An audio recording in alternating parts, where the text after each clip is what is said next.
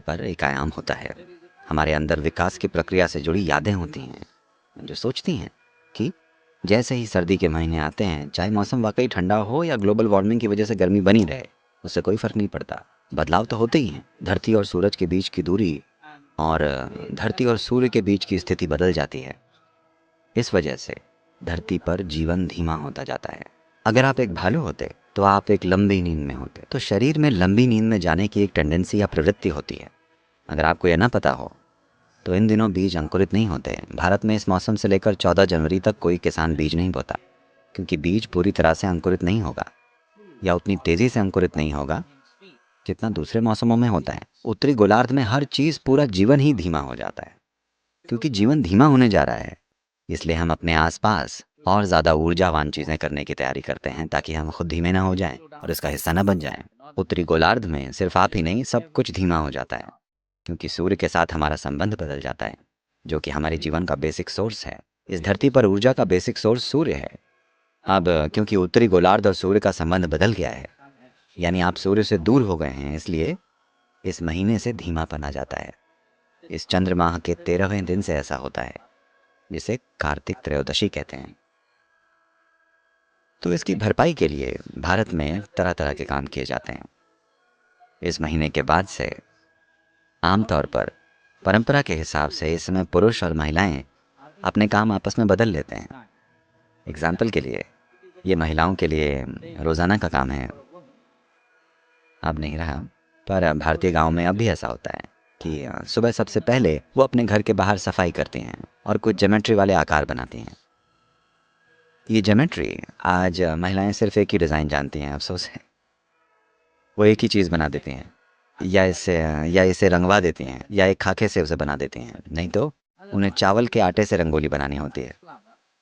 और हर रोज़, सोमवार, मंगलवार और ऐसे हफ्ते के हर दिन उन्हें एक विशेष डिज़ाइन बनानी होती है, ज्योमेट्रिक डिज़ाइन, जिससे हमारे घर में एक विशेष ऊर्जा आकर्षित हो। अगर आज पूर्णिमा है तो एक तरह की डिज़ाइन, अगर अमावस्या हो तो अलग डिज़ाइन। तो 28 पैटर्न हुआ करते थे और लोग जानते थे कि किस दिन क्या बनाना है। तो इन महीनों में रंगोलियां बनाने का काम पुरुषों का हो जाता है। और ये इकलौता ऐसा महीना है जब पुरुषों को सुबह सड़क पर गाना गाते हुए जाना होता है। सुबह सुबह उन्हें सड़कों पर गाना गाते हुए निकलना होता है। आज भी बहुत कम लोग ऐसा करते हैं। भारत के गाँव में कुछ हद तक, और शहरों में फिर से ये चलन फिर से शुरू हो रहा है। आज हमारे शहर बहुत बड़े हो गए हैं, वरना अगर आप किसी गांव में रहते तो वहाँ रहने वाले हर इंसान को अपने सिस्टम में ढोल और संगीत की इस ताल की ज़रूरत होती है, ताकि वे हाइबरनेट न करने लगें, ताकि उनका सिस्टम धीमा ना हो जाए।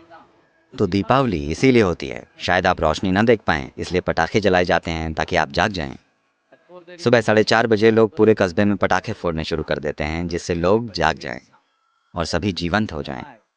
क्योंकि सर्दियों के महीने में ये ज़रूरी होता है कि आप सूरज से पहले उठ जाएं। सूरज की पहली किरण घास पर या किसी कीड़े या कीट पर नहीं पड़नी चाहिए। सूरज की पहली किरण आप पर पड़नी चाहिए। लोग ये कमिटमेंट लेते हैं, इसीलिए सभी सूर्योदय से पहले बाहर आ जाते हैं, ताकि सूरज की पहली किरण उनके ऊपर पड़े, न कि ज़मीन पर। तो इस त्योहार के महत्व को काफ़ी हद तक नज़रअंदाज कर दिया गया है, पर फिर भी लोग थोड़ा बहुत गा रहे हैं और कुछ पटाखे फोड़ रहे हैं। इसे वापस लाने का समय आ गया है। विशेष रूप से अगर ठंडे मौसम में हम इनमें से कुछ चीज़ें शुरू कर पाएँ तो बहुत बढ़िया होगा, क्योंकि दिवाली कोई धार्मिक त्यौहार नहीं है। ये त्यौहार इस धरती पर हमारी भौगोलिक स्थिति से जुड़ा हुआ है। क्योंकि हम उत्तरी गोलार्ध में हैं, इसलिए ये बदलाव हमारे अंदर होते हैं। हमारे शरीर में, पौधों में, जानवरों में, हर चीज़ में आप देखेंगे सब कुछ धीमा हो जाता है। पर अगर आप अपने भीतर धीमे हो गए, आप मानसिक रूप से धीमे हो गए, तो आप थोड़े मंद हो जाएंगे। अगर आपका शरीर थोड़ा धीमा हो गया तो आपको कई ऐसी बीमारियां हो सकती हैं, जो कि तब नहीं होंगी जब आपका शरीर जीवंत और ऊर्जावान होगा। अगर ये शरीर जीवंत और ऊर्जावान है तो अभी आपके अंदर चाहे 1000 इन्फेक्शन हो, पर आप बीमार नहीं पड़ेंगे, क्योंकि शरीर ऊर्जावान और जीवंत है।